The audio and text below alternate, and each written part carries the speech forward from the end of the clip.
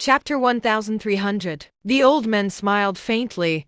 That much I can still manage. What is there to fear? Let's watch.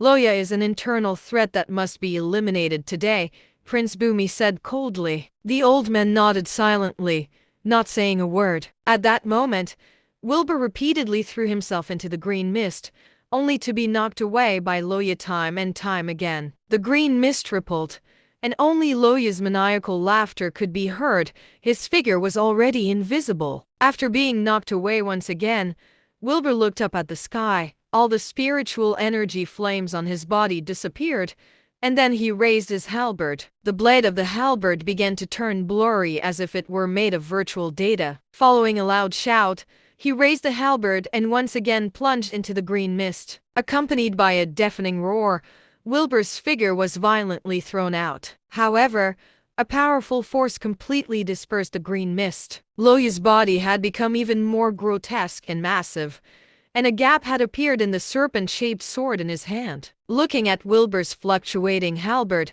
Loya said incredulously, "You actually comprehend the principles of space?" "Just the laws, not quite at the level of principles," Wilbur said coldly. Loya let out a chilling laugh, saying, "That's still impressive.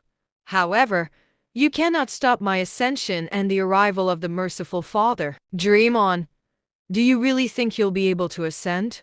Wilbur jeered. Loya replied, "Why not? You'll only be a medium for their arrival, you foolish idiot," Wilbur shouted. With another shout, Wilbur once again rushed forward. Loya raised his serpent-shaped sword, knocking Wilbur away again as he roared angrily, "You pitiful insects are just ignorant of everything.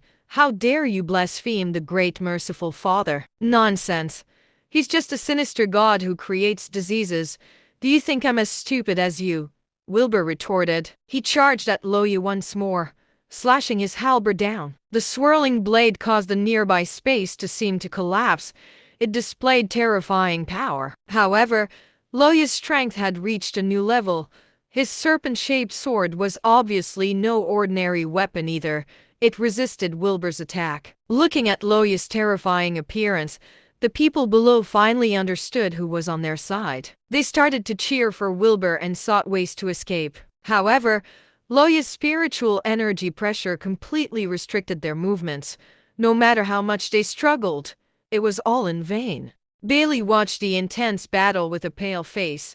Her delicate fists were clenched tightly, and she was nervous to the extreme. Prince Bumi and the old man silently observed the battle. They stayed away from the central fight and remained unaffected. Wilbur, time and time again, ferociously attacked Loya, slashing with his halberd. Loya could resist, but under the power of Wilbur's emperor-level strength and the spatial laws he controlled, the halberd seemed to phase through everything. It was a weapon capable of disintegrating everything, which made it increasingly difficult for the transformed Loya to defend himself. Cracks started to appear on the serpent-shaped sword as it approached a breaking point. Loya became enraged as he shouted out angrily, "Children of the merciful Father." He swung his serpent-shaped sword, and the pustules on his body instantly burst open. Countless fist-sized, ugly, green spore-like creatures, identical to Loya's current form, leaped out and lunged towards Wilbur. Wilbur furrowed his brows.